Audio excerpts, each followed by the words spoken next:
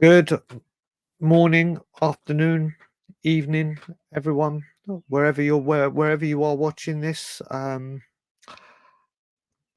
been on the channel for a little while, apart from the reactions. Um, I done quite an emotional from the heart a few weeks ago, maybe even a couple of months ago now. I can't remember. Um, it's time for me to do another one. That's why we're here today. I'm going to be speaking firstly about my health updates and what's been going on with me, and just because I've always been open when it comes to mental health, addictions, I always speak up and out about it for myself, um, and also because, like I do with addiction and mental health, if one person can take something from this, or it resonates with them, or it brings them a step closer to thinking, right, I need to act on this. And also, I'm going to be talking about recent activities at the football club. So before I get into my health, and it will come into it as we go on, I just want to say a huge apology, massive one, in fact, to my partner in crime in anger management, Johnny, who has, apart from when he was ill, has been an ever present on anger management, as I had until all this started. I was meant to come on for the Newcastle game to do it with him, set the time to do it with him, and I slept for 23 hours. So I plan to be on anger management, but at the moment I cannot guarantee that either I'll be awake or have the energy for it. So apologies to Johnny and anyone that watches that great show. I want to be back on it so badly. I just can't commit to it. The show will go on, as Queen said. Whether I'm on it for the remainder of the season is hit and miss. But right, let's go into my health issues. So since the start of January, I have been extremely exhausted, and I do mean extremely exhausted. There's days where I've been sleeping 17 to 20 hours a day, constant, or I wake up after a 10-hour sleep. I'm so exhausted, I go straight back to sleep for another XYZ amount of hours.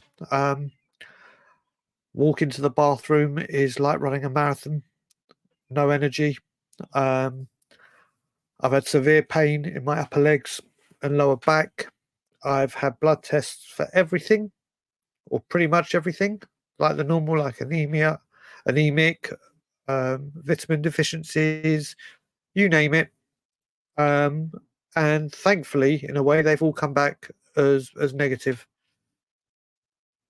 But what they're leaning towards at the moment is chronic fatigue syndrome.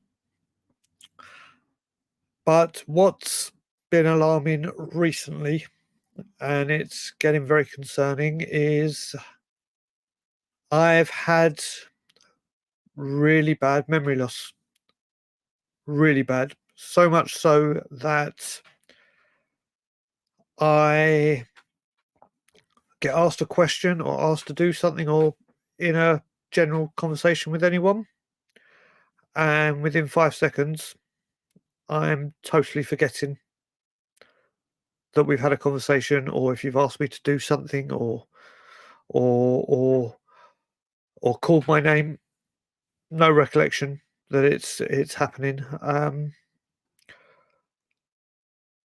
Also, what will be happening is I will be speaking midway through a conversation, like I am with you, and two things are happening. One, I will stop talking like this, and the person I'm talking with will say, "Have you finished your story? Do you want to continue?" And I have absolutely no recollection that I was even speaking, which is really concerning. Um, I The other thing that's happening is, and I've seen it, and it's, if I'm honest to myself, I haven't really said it out loud. It's why sometimes I've been off coming on other channels as well. Is I get asked a question, and I've seen it on a couple of things when I've been on We Are Tottenham TV, and I'm asked a question, and I start talking about that question, and midway through, for some reason, my brain takes me in completely the opposite direction, which has nothing to do with what I've been asked. Um, and this is happening a lot to me, and it's quite embarrassing. It's like right now I'm doing this, and I've got memory cues all over in my eyesight, so I can see, so I don't lose my train of thought. Kind of embarrassing for me personally. I know it shouldn't be, but it is. Um, so I haven't been on a lot of channels. I haven't been doing a lot. But sometimes it's just because I've got no energy and I've been asleep. If I go to the Scotland Yard, which is my one kind of release and social outlet, I get home. It takes me 2.5 days in bed to get over from exhaustion. I am forgetting things like, for example, I had to go get Alana a prescription a few weeks ago. And to go into our apartment, you've got the front door to the building, and obviously the front door to our house, or to our apartment.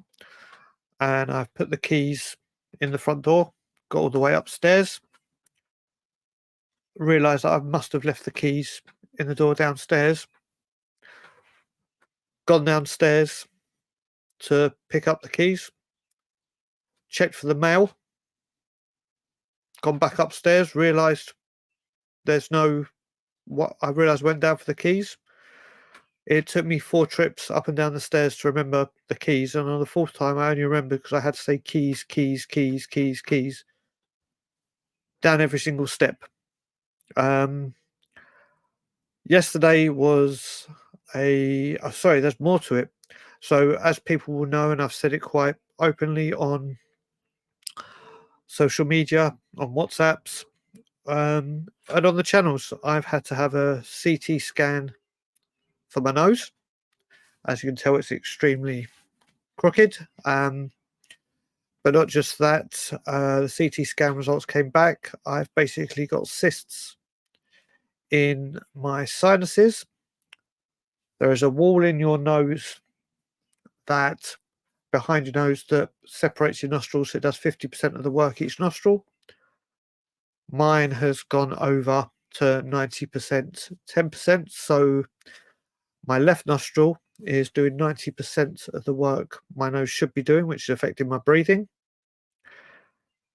And the doctor even said it looks crooked outside. You should see inside. So I've got to see another doctor in 6 weeks or 4 to 6 weeks. So then they're going to put me in for surgery to reconstruct my nose and move it.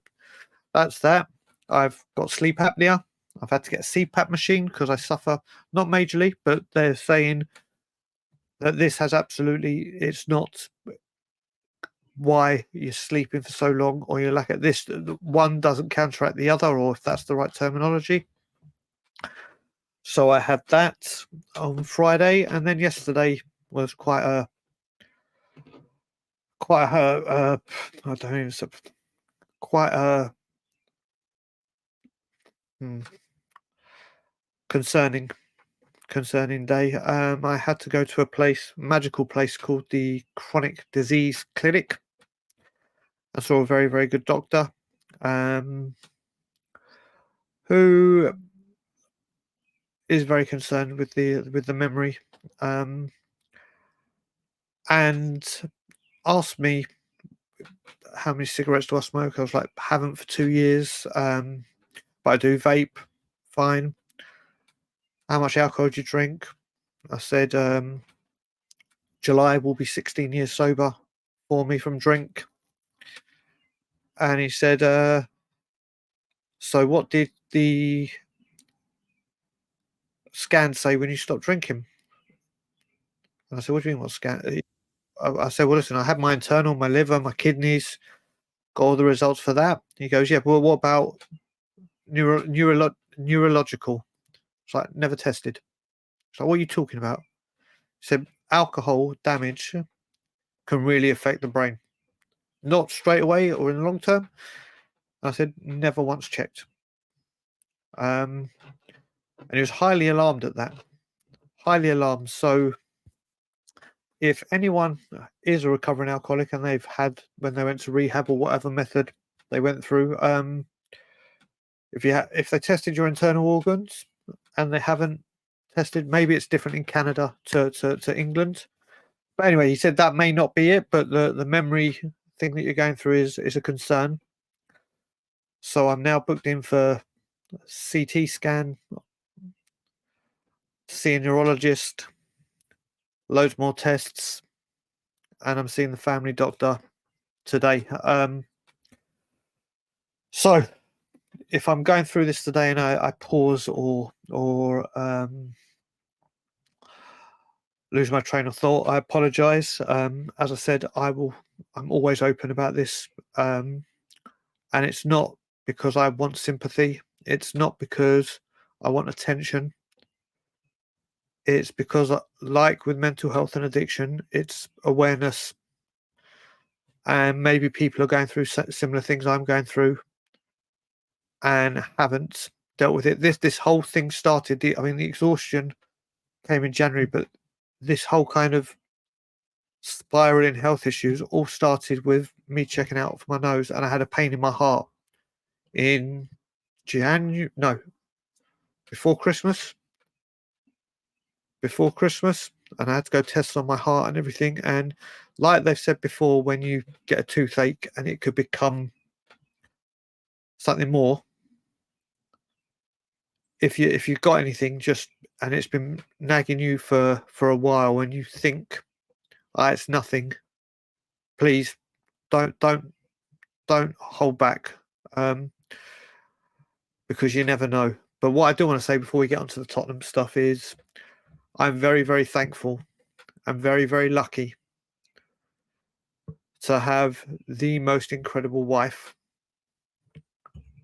Fell in love with her at first sight in Israel, and she has been incredible as always, especially with me forgetting my memory. She's just an incredible woman, and she starts a new job today, so wishing her good luck today. But I also have an incredible family around the world, obviously mainly back home in the UK, that are the biggest support I could ever imagine and ever dream of. And of course, I'm not going to go into names of everyone because there's a lot, but the support that I've had from very, very close friends that know what's going on, that I've sent multiple messages out to, rather than repeating myself over and over again. The support on WhatsApp, the YouTube community, the social media community, the Scotland Yard lot. I'm very, very blessed and fortunate to have an incredible support network. So I just want to thank you all from the bottom of my heart. If it takes me a while to get back to you, if it takes me a while to respond or call you back, if I promise I'm going to call you back, it's solely because I'm just either A, exhausted, or B,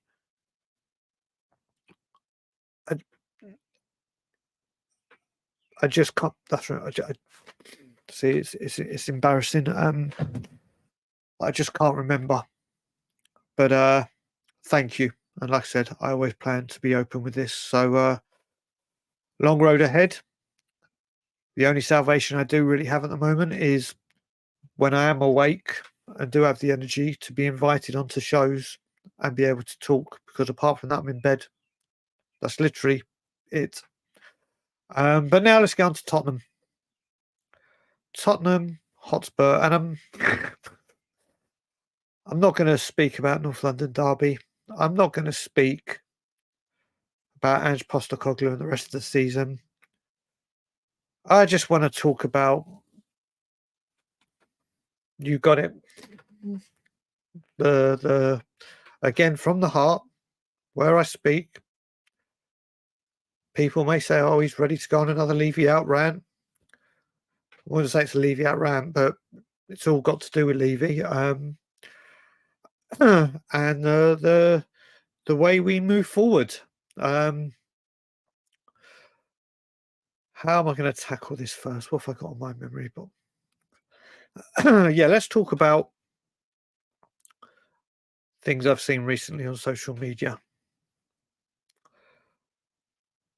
We've got listen, I'm all for being, people want to be really, really positive and support the team in a way that's uber duper, ultra positive. Just like people say I'm ultra negative, which I don't think I am. I think I'm ultra realistic. But wherever you are and the way you support your team is entirely down to you. Whether I agree with it is a completely different matter. I saw a tweet on Sunday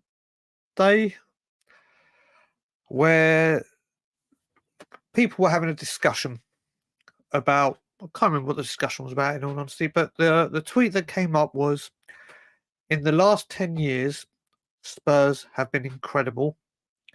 We have challenged for the league twice and been in, and I quote, for word, we have been in several finals. So I couldn't really let that one slide because we now live in a world apparently where I'll do the maths first. So saw it, commented on it. So the last 10 years we've been to 2 finals. Carabao Cup final that we lost and a Champions League final that we lost. 2 out of 10 is not several. I don't know how you determine what several is, but I would say several for me is north of 50%. But then I broke it down even further because apparently 2 in a decade is several. Minus the league, because you can't get to a final of a league, obviously. And because we haven't been in Europe this season, Tottenham Hotspur in the last decade have been in 29 cup competitions where there is a final. 29 attempts to win silverware. 29 attempts to end that 16-year, or what is now 16-year trophy drought. If I didn't think 2 out of 10 wasn't several, 2 out of 29 most certainly isn't. Failing 27 times out of 29 is several. We have failed several times to get into finals. Not we have been in several finals over the last decade. Then obviously the the planning has gone into Haringey Council for more events to be held at the Tottenham Hotspur Stadium or the Tottenham Hotspur Entertainment Complex, whatever you want to name it. I've said this many times. I'm not, in principle, and I have to say that word big time, principle. I am not fussed with how many times that stadium is used outside of match days. In fact, the more, the merrier, in principle, because we've been told that all this money goes back into the team and to help Ange and the squad and to help us become serious challengers. And that's where the stumbling block is, isn't it? Because it doesn't happen. It doesn't happen. These events go on. The walk on the roof, the skywalk, the F1 experience in the car park. Do we see any of it?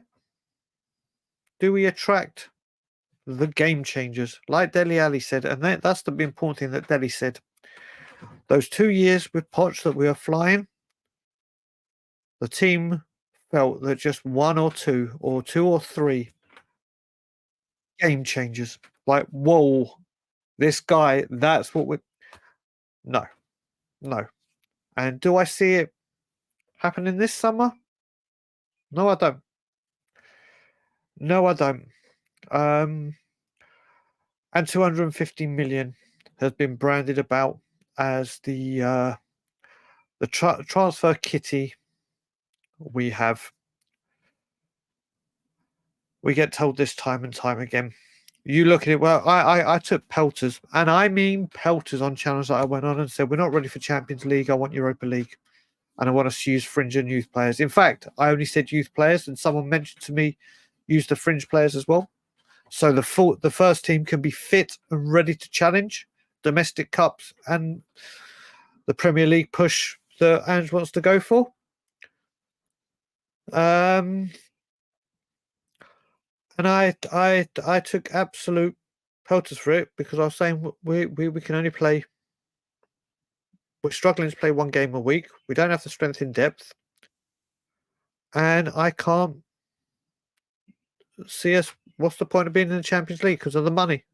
And that's where I was going. Sorry, see, I've done it again. Like I said, I've just gone down one route, and somehow I veered completely off what I wanted to talk about. But I can talk about that quickly. I said this on We Are Tottenham TV. When they did their fan show, the chill with Spurs, whatever they called it, chill and Tottenham or whatever. Where was I going with this, for fuck's sake? Where I've come. See, this is the embarrassing part. Dear. That's right.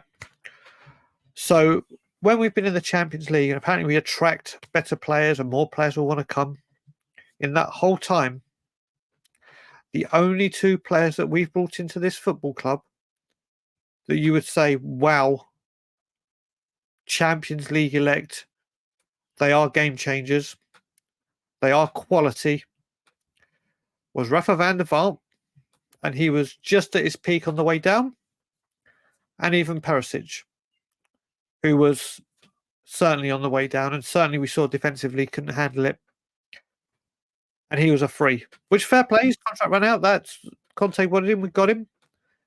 But the only 2 players, people say, oh, Heung-min Son was blah, blah, blah. Heung-min Son, as much as I love him, was not Champions League quality and at the height of his powers when we got him. He wasn't. He is incredible.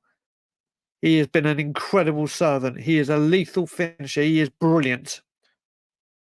But he was not Champions League level when we bought him. I'm talking about Champions League players bought with Champions League qualifying money to compete in the Champions League.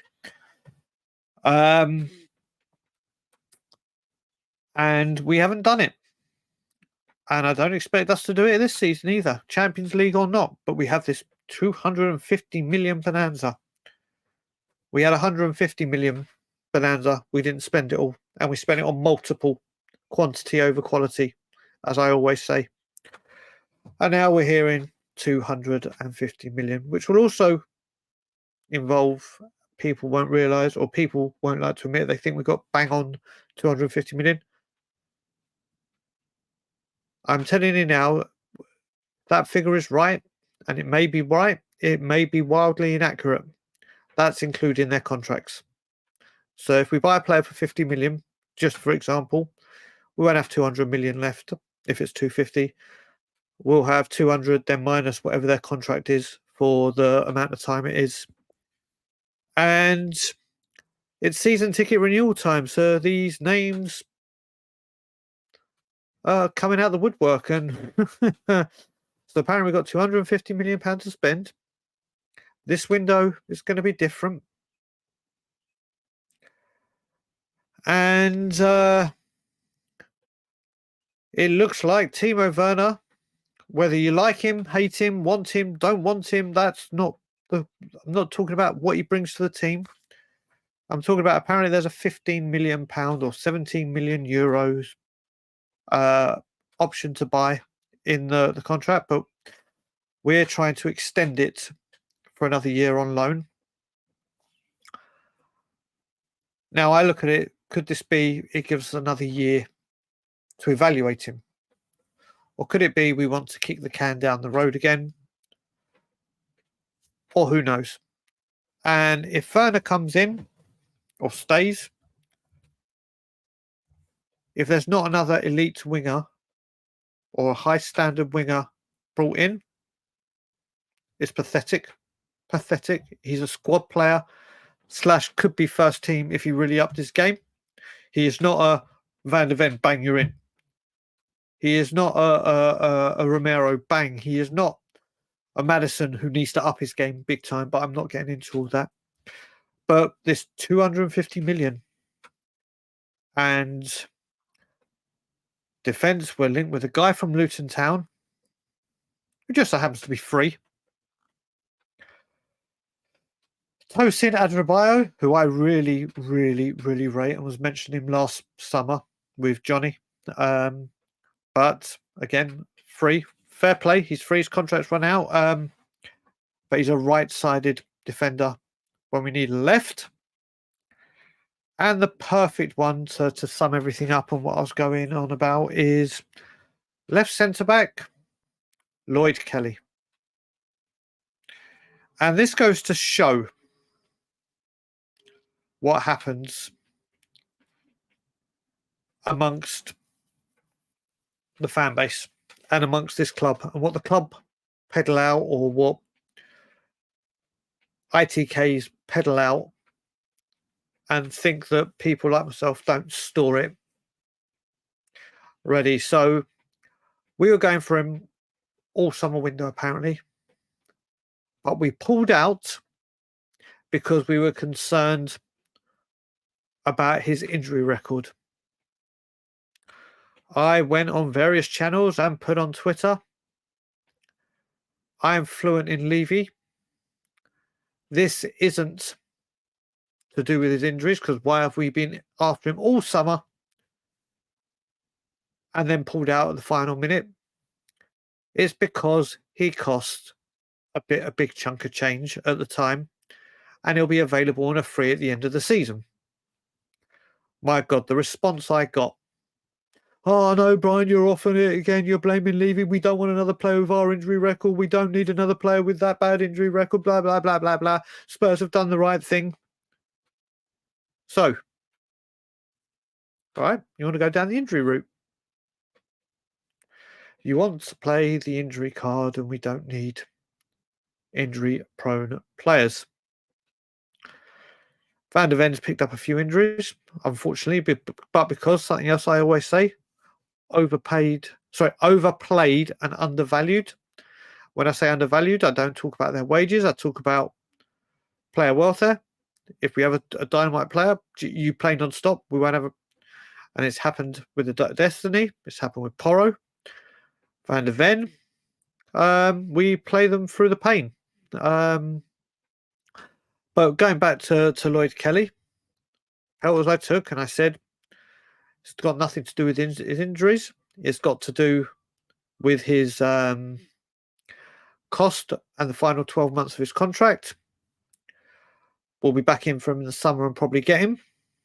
Well, lo and behold, here we are at the 23rd of April. And now we're back in for Lloyd Kelly. Who would have thought? Who could have possibly imagined that that was going to happen? Me.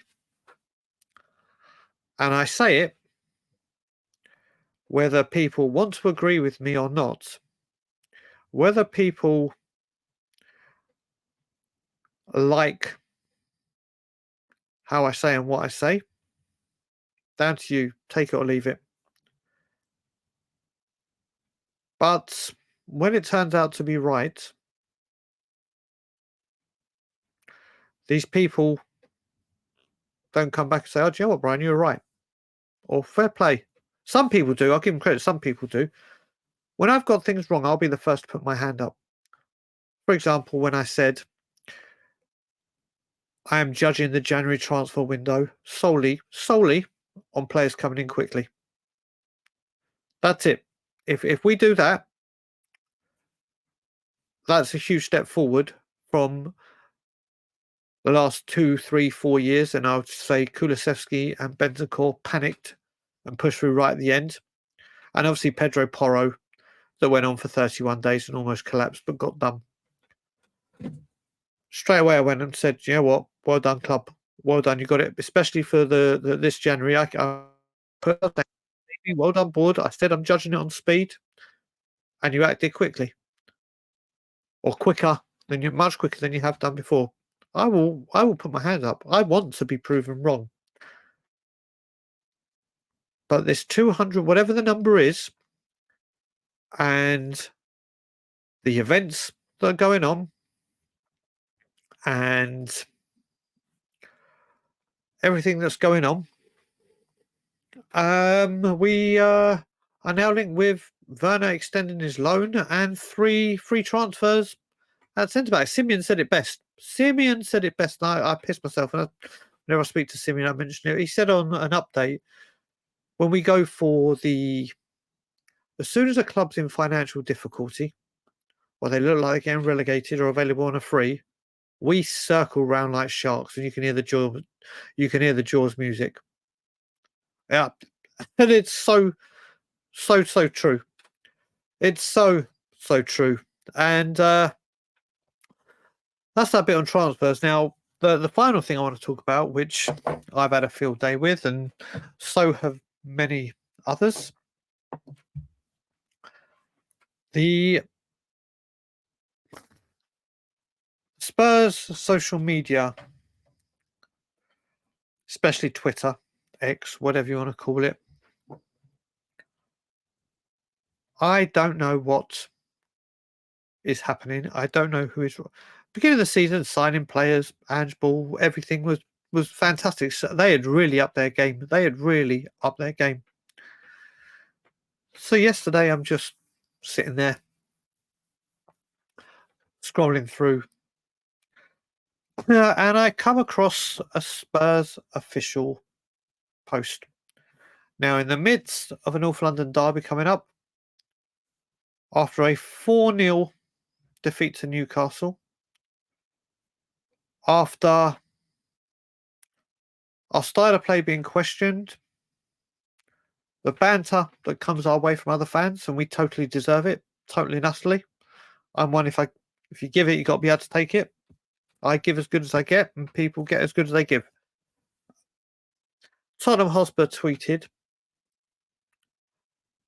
"We are the first club to have over 171 different goal scorers. Can you name them all?" They are tweeting this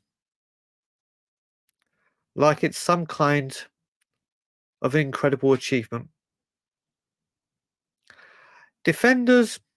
Attackers win your games. Defenders and keeper wins your titles. And having the most Premier League different goal scorers wins you absolutely bloody nothing. But here we are, acting like it's something to be proud of. How many of them have held a trophy?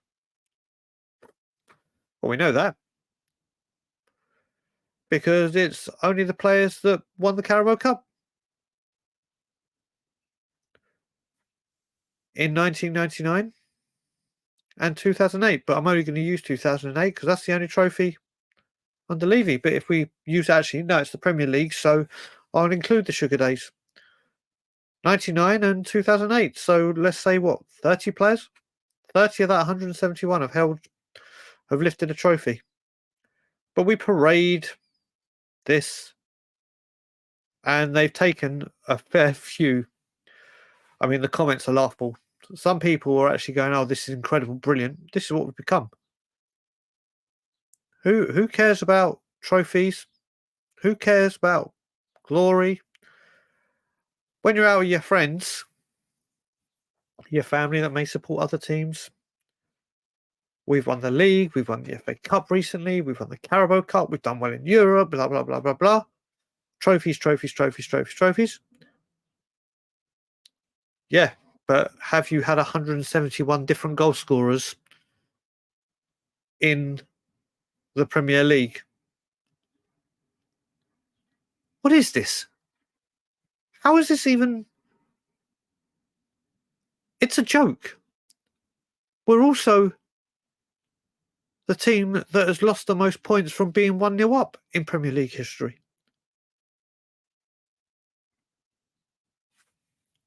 We're the greenest Premier League team for the last 4 years.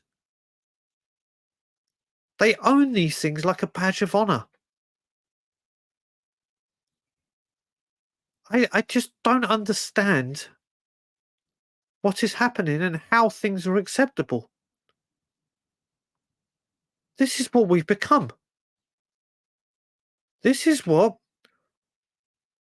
a section, I'm going to have to say a vast section of this fan base, are proud of. I'm sure the guy that said two finals in a decade, which is several, 2 out of 29, is probably one of the people that are delighted that we've had 171 different goal scorers.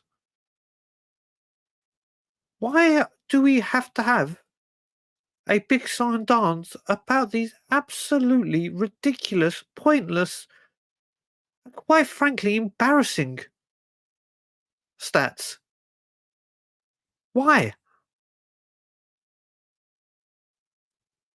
Why do we apparently have XYZ on money to spend? And people got to remember, we've got to get players out. That's what you got to remember. We're going to have we've got too many players that we can't get rid of. We can't do this. We can't do that. We need to get out before we can get in because the squad's too packed. I've said it time and time again.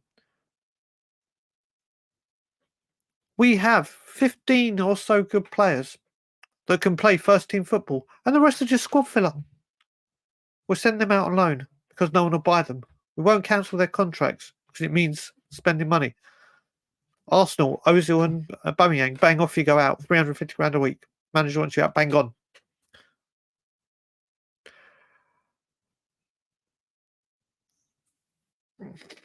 Train of thought. Sorry, guys. Later when this happens. Like I said, yeah. The squad. We need to get players out. So people are going on about this windfall. Then we've got to get the players out, whether we get them out, and people believe that this window, this is the one. This is the one where it changes. This isn't the one where it changes on the pitch. This is one where hopefully it will change off the pitch. Because I don't think we're having a great window. We may sign a couple of very good players. Not game changers. But it'll be squad filler and squad ready, not first team ready. Not game changing ready. And then we'll hear it's, we're not in the Champions League, we couldn't spend. Even though the club have come out and said, doesn't matter Champions League or Europa League, it won't affect our plans. I take you back to when we moved stadiums and we got told moving the money for the stadium and the money for transfers are in different places won't make an impact. 18 months without signing anyone. So yeah, big week coming up. Or next week, big week coming up. But yeah, listen, this is just a few of the things I wanted to talk about with this. This has happened in the last few days. And once again, people are getting taken for the ride and taken in. And this season, we'll wait and see. I know where I'm putting my money. I know my thoughts on where this is going to end up. But anyway, just want to say thank you. I'm going to wrap it up here. Sorry if I've gone off the beaten track or whatever. Hope you guys are all doing well. Thanks once again for all the support you've given me. Hopefully we're going to try and do a few more things pre-recorded, but depends on, again, my my health and if I'm available to do things. Hopefully, Ben and David, who've been doing a wonderful job in the mornings, and others will be doing things as well. So thanks once again, people. Much love to you all. Like, comment, share, subscribe. And as always, Levy out.